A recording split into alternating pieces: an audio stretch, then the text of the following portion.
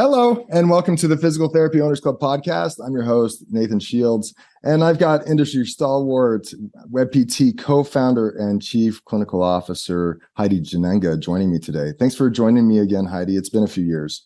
Of course, Nathan. I am so excited to be here again. I know it's like pre-pandemic, post-pandemic. It's like these blur of the last 2 years, but I'm really excited to be back with you. Yeah, thanks for joining me to talk about the State of Rehab Therapy report that WebPT does on an annual basis. Anyone listening to this one in 2022 hasn't listened to our previous conversations in 2018 and 2019. I highly recommend you go back and listen to those. In 2018 episode, Heidi talks about her journey towards founding and developing WebPT over the years. Definitely went into a lot of depth about what they found through their surveys. I continue to highlight with my coaching clients one of the particular aspects that was about how patients don't complete their full plan of care and the actual financial impact that has on small practice owners. If you want to look at the current results, Heidi, where can they find that? For the Rehab Therapy, State of Rehab Therapy report, they can go to webpt.com/state of rehab therapy, or if you just Google 2022 State of Rehab Therapy report, it'll pop right up. We have done it for so many years now that Google pretty much knows this time of year for us. Yeah, exactly. They know how to put you out there. Yep. That's awesome.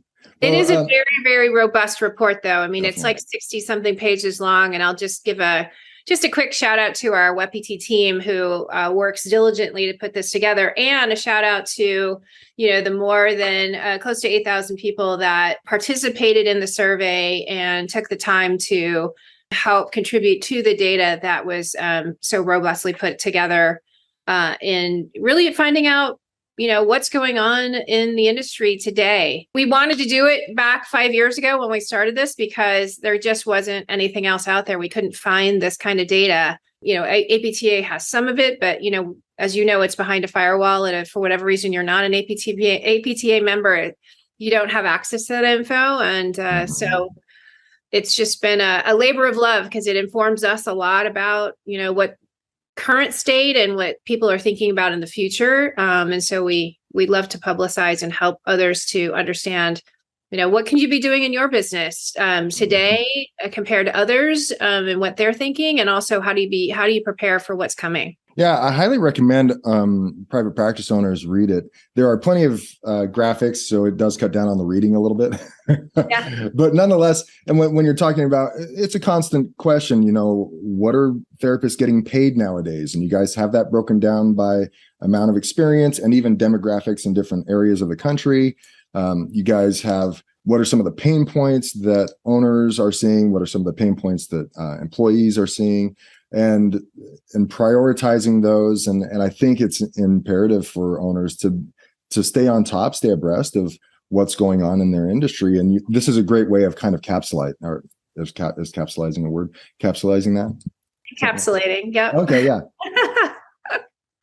So I highly recommend it. Before we get into the report, Heidi, big news came out earlier this year in 2022 about WebPT's acquisition of Clinician, another large, robust EMR company. I don't know how much you have put out there publicly about it. What can you share with us about that acquisition and how it affects WebPT and Clinician clients? Yeah, well, our goal at WebPT is all about empowering therapists to achieve greatness in practice. And Clinician and Keat together are frenemy, if you will, in terms of having a similar mission, but competitors at the same time.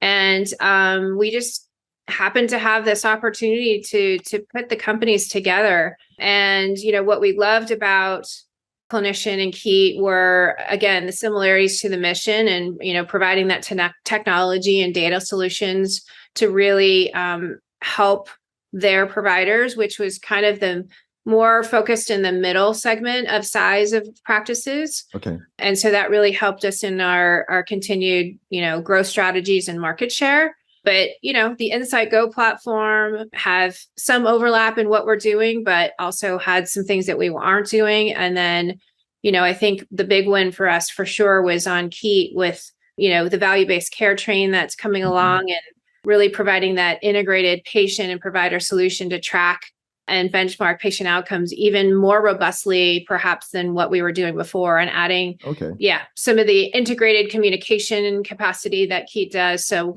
we're really excited, kind of keep and continue to integrate some of those. That's the work that's being done now, which, goes along with kind of our platform strategy at WebPT.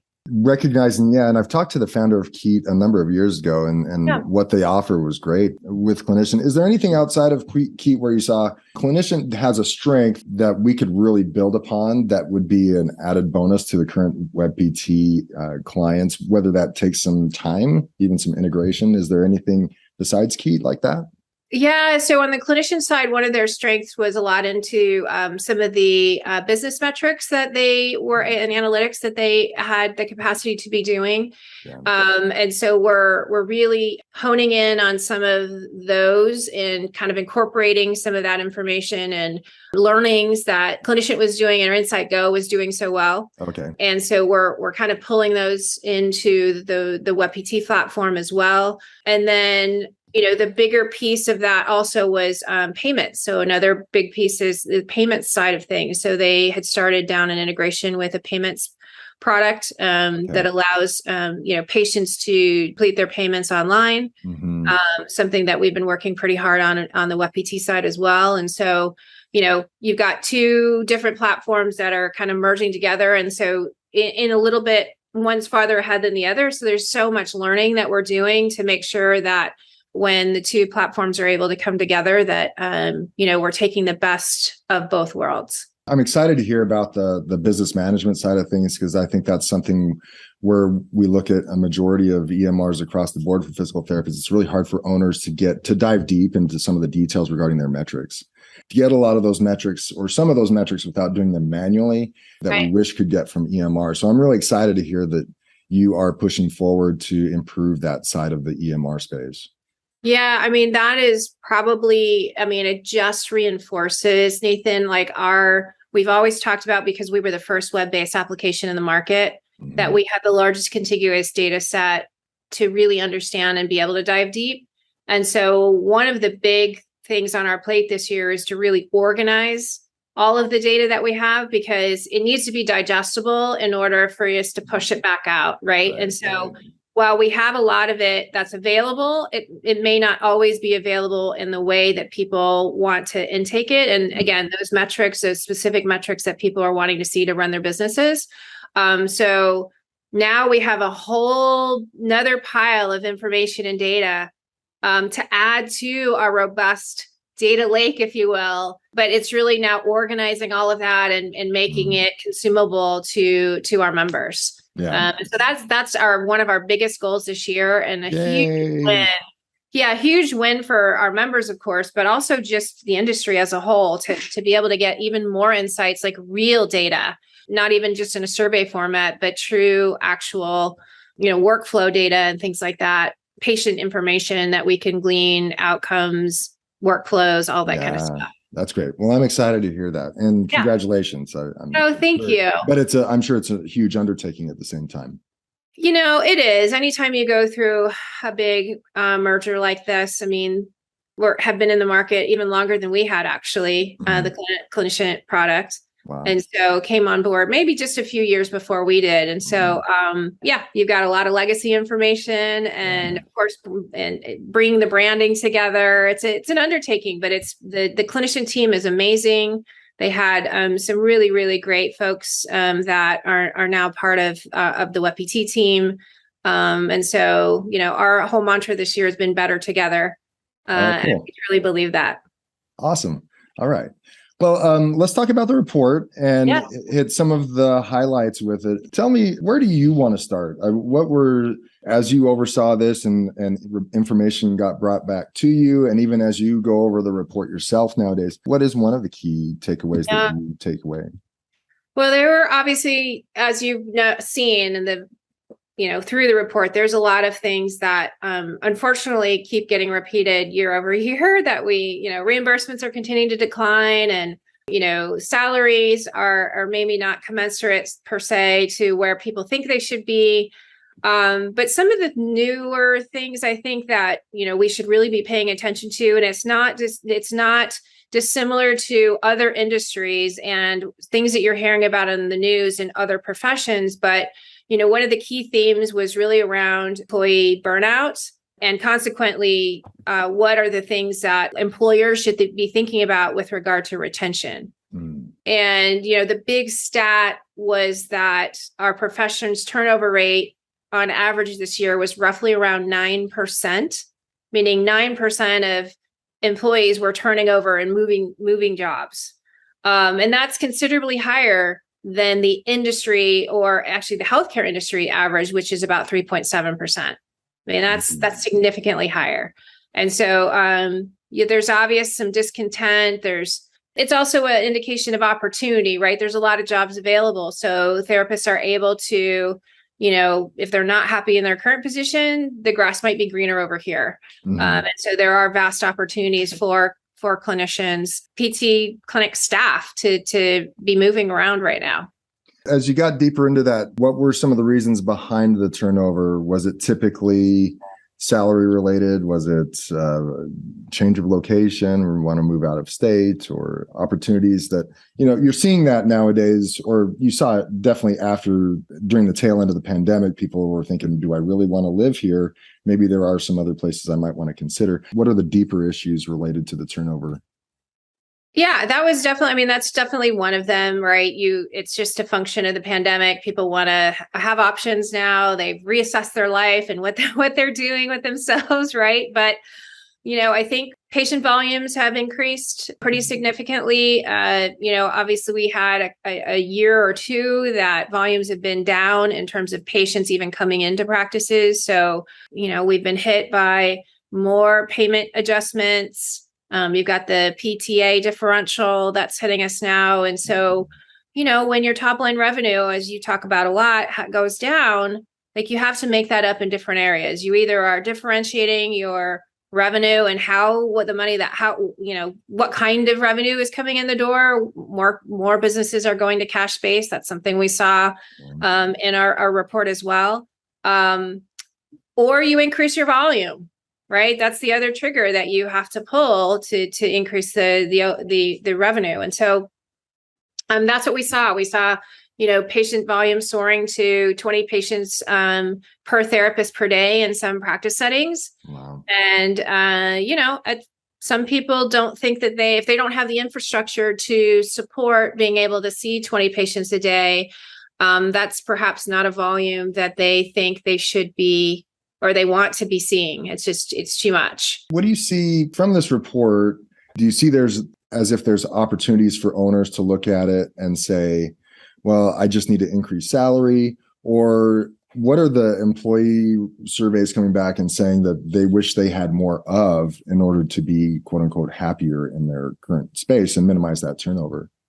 Yeah, that's the first trigger that most leaders will look at. And that's something we showed in the report as well, is this disconnect between what clinic, owners or leaders are. That's the immediate trigger. Like, oh, okay, well, we'll just have to pay you more. And then they're complaining that their therapists are not it's not commensurate with what, they're making on a revenue basis. And so There's definitely some creativity, and it's not just that. We know that student debt right now is at the highest level it's ever been. We have 16% of students that are graduating with more than $150,000 in debt. Mm-hmm. And that's 5% more than when we last spoke in 2018, 2019. Wow. And so that number is creeping up, like it's continuing to grow. And so being creative in your holistic look at your benefit package, that it doesn't have to be just your salary adjustment. People also now have the opportunity had the opportunity to work from home, whether it was using telehealth or virtual visits, which, we haven't embraced as in a profession. It spiked to a good 50% of practices for a while in 2019 and 2020, 2020 and a little bit into 2021. Were really embracing those virtual visits. And now that's plummeted down to, 15, 18% of practices doing virtual visits consistently. And so we saw that it worked. The data is now, research is now out saying that, there's outcomes are better sometimes or a lot of times, and there's really no significant difference between hybrid plan of care versus a all-in-person plan of care. As a matter of fact, the adherence to home exercise program and whatnot, especially if you're during that plan of care time that you're actually using a system like Keat or WebPT to have that interaction with your patients along the way virtually, that it's actually better than it would be if you just they come in for their visit, you give them their home exercise program, and then you see them the next time and there's no interaction in between. And so that work-life, quote unquote, work-life balance, or this balance between, having some days where maybe you're at home doing virtual visits and then you also are in the clinic, like those are the practices that are seeing much more higher NPS scores, higher retention rates for their employees than other practices. And I think maybe the key word there is just some flexibility. Yeah. Would you say? I mean, they want, maybe if I'm going to work for you, is there a way that I can maybe manipulate my schedule and not be on a fixed schedule week after week after week, so I can see a dentist once in a while or pick up my kids after school at least one day a week, or that kind of flexibility? And even if I do so, where can I make up for it in production to justify my higher wage? Hey, I've got this huge student loan debt. What can you do to help me? I think the more owners are able, and that's the difficult thing, because I know I'm talking to owners right now who are already treating patients full time, and now I'm telling them you got to use your brain energy on providing more flexibility for your team, and that can be difficult. But I think if they can just set aside some time to find the opportunity to be, or provide opportunities to be flexible, or provide opportunities for their teams to have some flexibility within the workspace and still become productive, that can help some of this retention, burnout stuff that we're talking about. One of the most surprising stats that we saw, and I think it goes to exactly what you're saying. I mean, smaller private practices right now are struggling with the burden of, reimbursements declining, salary, wages increasing, like this whole being able to retain their employees. So it takes work. And if you're an owner operator, like, man, that doesn't leave you a whole lot of time for your own flexibility, right? And right. So the biggest kind of aha stat was around, that almost 30% of practices haven't really done anything when we asked them, what are you doing with regard to working on retention strategies for your practice? And almost 30% of them said, I haven't done anything. And so I guess maybe if you aren't having any problems and you are retaining all your staff, then maybe you don't have to do anything and you're good to go. But we know that that's probably not the case, in that I think it was 70% of respondents said they were considering some kind of professional change. So I think that it behooves every private practice to, at least, regardless of size, to be thinking about, okay, how can't just keep doing what I've always been doing. I need to constantly be iterating and evolving my practice to understand and build relationships with my employees, to understand what are their needs and wants, and how can I be accommodating and still, meet the needs of the business and be able to share that with the employees. Yeah, I think the default for some of the owners is that if I'm going to retain my team, it's that I just need to pay them more, right? Mm-hmm. And then they come up against the conundrum of, well, if I pay them more, that just eats into the bottom line more. Right. Then they have to see more patients. Then you're going to have to see more patients, and it just becomes this vicious cycle, right? And so I know your report isn't coming around to saying, well, these are the solutions. They're just saying, hey, these are some of the problems. Are you seeing disconnect between owners and employees as to what the major issues are between the two? Are they saying the same things, or are the employers seeing different problems the employees are? No, we did see a difference. So we asked specifically based on the type of role that you play in your practice, very specific questions around this retention. And I think the biggest disconnect with regard to clinic leaders was their thought that it's, I just need to pay higher salaries.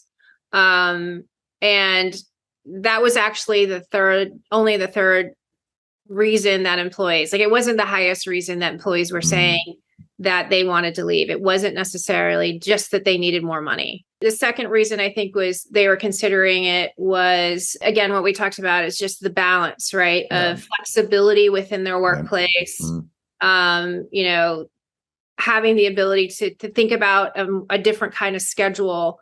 I mean, this isn't new, to be honest. Like, even when I was a clinic director, you know, 15 years ago, we worked on so we did 3 10-hour days and 2 half days to provide that kind of flexibility. Right. Where you do half days where you could go off and do appointments during the day and things like that. You know, we had people that had second jobs, or they went and did, you know, some PRN work on those half days to where they could make up, you know, some extra dollars if they wanted to. Volunteered at schools. Like, there's a lot of things, you know, you name it. And so I think it was really around that flexibility, and that didn't pop up really in the understanding of, from a leader perspective, of what they actually thought, because it's not that one takes a lot more thought and creativity. It's not just like a click of a button, you can make a change. Like, I can up your salary, or I think that's probably part of it too. It's interesting though, in the report, it also said that 13% of the therapists were considering leaving healthcare altogether. You know, just getting out of, but their biggest reason was higher wages. And so, although it was third on the priority list, getting out of the industry had to do with higher wages. And I wonder if that's because there's not necessarily a clear path to, there's a cap. I mean, if you're going to be a team PT without any responsibility or authority, there's going to be a cap to what you can generate. And if you don't want to change over to a higher paying scope, like home health or skilled nursing facility or something like that, you're kind of stuck, you know. So so higher wages can become an issue, but I think they're looking at that in terms of the profession altogether. Yes, and I'll just anecdotally say we have had the highest number of therapists apply for positions at WebPT this past year and a half than we ever have in our last 15 years of an existence. Wow. So we know that to be true anecdotally, and PTAs, OTs, PTs, even a speech pathologist, like it runs the gamut across the rehab therapy industry. And I mean, the reason, yes, higher wages, because they've researched it and they recognize that they can make more money. But I think it also has to do with that top priority, which is flexibility, right? I can work from home. If I work for a tech company, I can, for a non-clinical position, I may have more flexibility in my work schedule. And I know in the past, it's usually number one, or I don't know if it's ever not been number one, but isn't documentation usually one of the biggest pain points for providers? Is it still? Touche. It is definitely the administrative burden on therapists is what is one of the biggest factors leading to burnout, 100%. And we take that very seriously at WebPT because we pride ourselves in, you know, trying to make the most efficient platform, and achieving greatness doesn't equal burnout, right? It means having, you know, being able to do what's best for your patient, document that efficiently and effectively in a manner that allows you to really do what you want to do. And that's put your hands and treat the patient, right? Not sit behind a computer and have to document. So, we definitely, you know, it's one of those things that makes our development team always like this. It's a motivator for them every year in this report to see, you know, are we making any strides in this area? And so, you know, it's a hard one because it's the necessary requirement, but at the same time, it's the bane of our existence as therapists. It's not what we want to be doing. Oh yeah, and I wasn't necessarily attacking WebPT. No, it's okay. We take it. We take it. We understand. We're part of it. But it's a necessary evil. And, you know, after selling my clinics, I decided maybe I'll start seeing patients again. And that was the one thing that I remember. I'd loved seeing the patients again. But as I was documenting, I was just thinking, this is just drains me. It just drains me, right? Speaking of that, and I've been out of the game a little for a few years now, where is WebPT on maybe I'm dating myself. Where's WebPT on like dictating to notes, and maybe something that's a little bit easier for documentation if people were just able to dictate? Yeah, voice to text is real. And so, it's obviously browser dependent. So whatever your browser you're using, but you can click into the WebPT text boxes and whatnot, and you can text to type, or speak to type. So voice to text cool. Is the right term there. So yeah, there's definitely some opportunities. We've even heard some practices, because of the efficiency of it, are hiring scribes. They love doing this with PT students, because they get not necessarily DPT students in practice, but those that are shadowing and wanting to get into PT school, that they actually are following them around through their treatment sessions and evaluations and whatnot. And they're actually working as scribes to get in the information that's being tested, and, objective measures and things like that. And so that's another method that I've heard is actually working in a way that takes a little bit of that burden off the therapist. But obviously, it's got to work financially in the grand scheme of things too. Well, and I highly recommend it. I have a friend, Mark Moore in Arizona, who's he actually started a rehab scribe company, and he's using it in his practices to great effect, to the point where the therapists are going home at the right time, and also capturing appropriate coding. So that, because maybe the minds of the PTs are jumbled at the end of the day, and they're just trying to get through it as quickly as possible, and they can rattle off the appropriate care that they're providing during the course of the day or in the course of treatment, if the rehab scribe just rolls up to them and say, okay, what do you want me to say today? Well, and that's at the end of the day, what it should be done at the point of care, which we know the majority of documentation is not done at the point of care. And so that's also the benefit, that it's actually truly capturing it at the point of care. Yeah, I think there's some definite strides in those areas that are going to need to be made to get more efficient in our documentation. But, we always push it back on the advocacy too, of let's remove some of this administrative burden that we all have to do, rather than adding more to it. Every year I feel like there's MIPS, new measures, and this and that. And I mean, more hoops to jump through just to get paid, and get paid less. Right. And so, unfortunately, all of those things don't add up to a very positive vibe. When that part of your job continues to grow, and the actual interaction with your patient is sometimes shrinking. Yeah, where do you see some of the technological advances being made in the EMR space here over the next 2, 3, 5 years? What can we look forward to as an industry? For sure, when we think about we just got approved for the RTM codes. Oh, that's right. So the rehab therapy, the therapeutic monitoring codes. Yeah. And, we just launched in Keat a new RTM dashboard that allows, this patient engagement and tracking of patients' progress with therapists able to remotely monitor some things that are happening with their home exercise program, et cetera.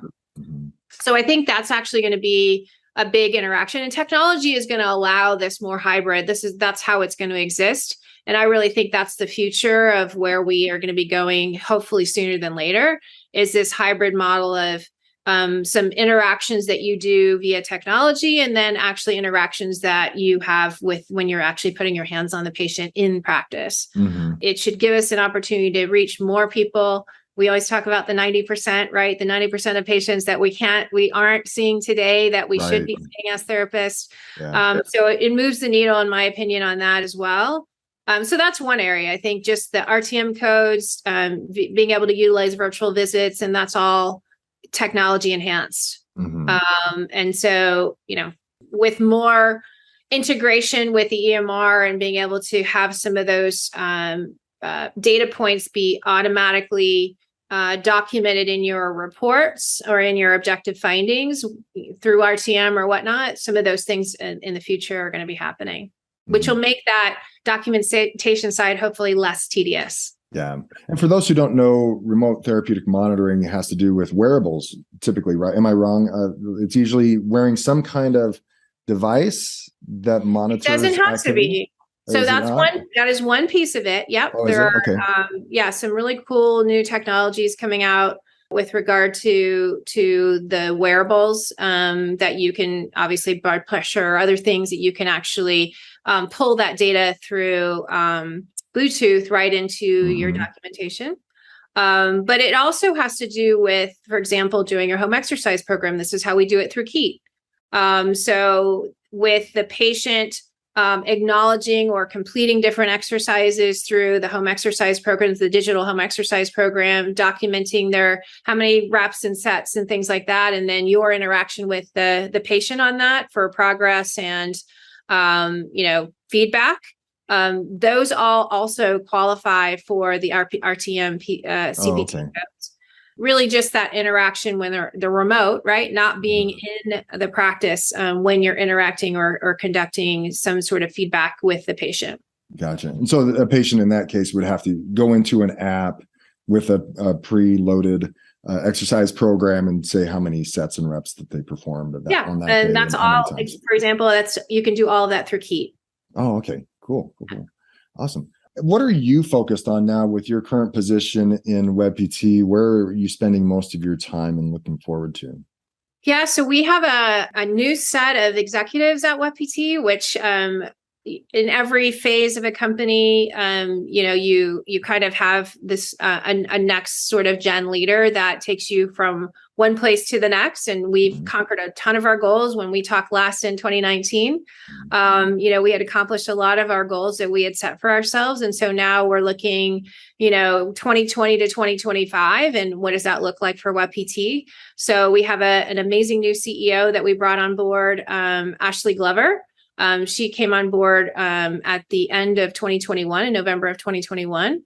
And a new set of some other executives in the company as well. And so helping them to sort of integrate, get to know the industry, all of that, staying true to our core culture and roots. And, that's, I guess I'm kind of a stability lightning rod, if you will, for the organization at this point, which, I mean, it's not hard for me because the passion is there. It's like, come find me. I'm always a lightning rod for something, I feel like. That's a piece of it. And then, of course, continuing to work on the product and a ton of external education as we're doing today. And so that's been great. And then my passion project right now is called Rising Tide, which is a foundation that we're offering scholarships to BIPOC students, so underrepresented populations who are entering into the PT field and residency programs. And so we have our second cohort week. So I will make sure that you get our phenomenal list. We have been blown away, Nathan. It is the most inspiring thing that I have been a part of in such a long time. Oh, cool. With regard to seeing these new students that are coming in and the impact that we're having by providing some financial assistance to get them through their PT programs. As you know, the student debt crisis is real. Yeah. And so if we can help just a handful of students, we're giving away 10 scholarships this year. Last year, we gave away 5 to the DPT students. So we've doubled in size. So it's phenomenal. And these are, every generation probably says this, but as I get to know more and more of these DPT students, our next generation of PTs, we're in good hands for sure. Yeah. If owners wanted to direct those who are working with or for them that aren't providers and are looking to go that PT route that would qualify for that, where would you direct them? Yeah, you can go to rising-tide. So it's RIZING-tide.com. And we just closed our CRUST scholarships, which is for the DPT students. But we are open for residency scholars applicants right now, and that it will end on September 30th. We just had an amazing contribution by Hands-On Device Company, development company. No, and they do diagnostics. Education. Sorry, diagnostics. Sorry. Yes. I was thinking HODs in my head and I couldn't think of the D. So Hands-On Diagnostics. Right. They were so generous to offer a full scholarship for their residency program to students. So anybody who's interested in learning more about the whole EMG world and doing a residency program through HOTS, we are facilitating a full scholarship, which is just an amazing, amazing, generous contribution. And are you also taking donations if people were interested in donating to Rising Tide? Yes, we are. So you can go to our site and you can ask for more information. We definitely are taking donations. Oh, that's cool. Congratulations for something that's so fulfilling, I'm sure. Yeah, it is it's fulfilling for sure. And we are one of the largest scholarships that are available in the industry at this moment. So our DPT full scholarships are worth $14,000 a year, renewable for up to 3 years if they're in a 3-year program. Sure. And then the residency programs are $10K. So it's significant difference in these students' lives. It's amazing. You can go on our site. We have videos of all of our previous scholars. We're so proud of them.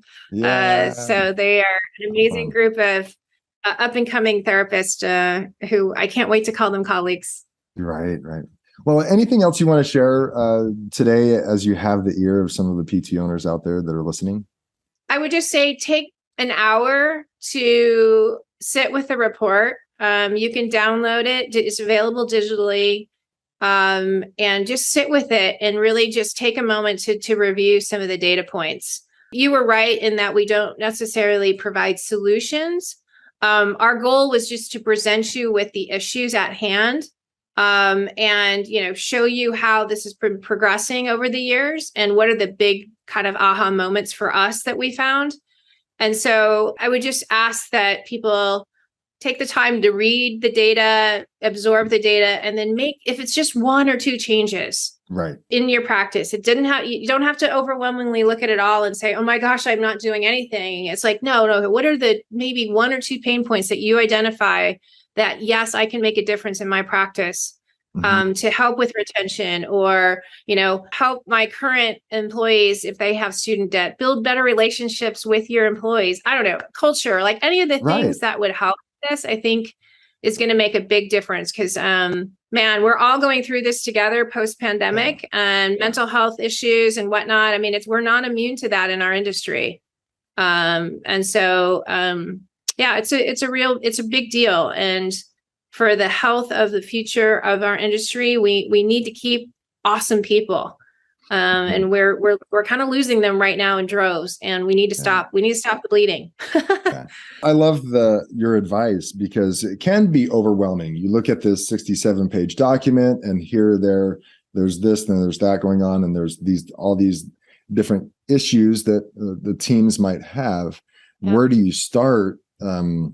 It could be an overwhelming question to ask, and thus it's easy to just put the results away and not consider it. But if you can look at it and say, where are 1 or 2 things that I could take from this and possibly find ways to implement or integrate into the practice? Or are there 1 or 2 things that I can bring to my team and ask them, how can we make this a better environment for all of us? Yeah. Maybe that's a place to start. Yeah, the sense of engagement and belonging right now could not be more needed.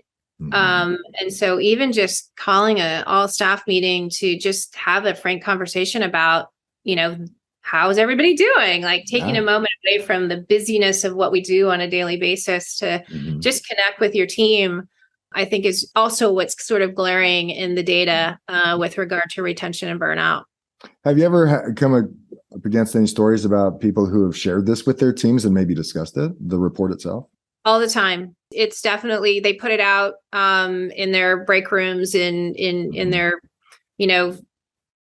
staff areas for people to look at and to read. And they've used it in staff meetings to talk about, and compare their own metrics, right? Because a lot of times it could be a highlight that, hey, here's what the industry standard is. Here's where we are.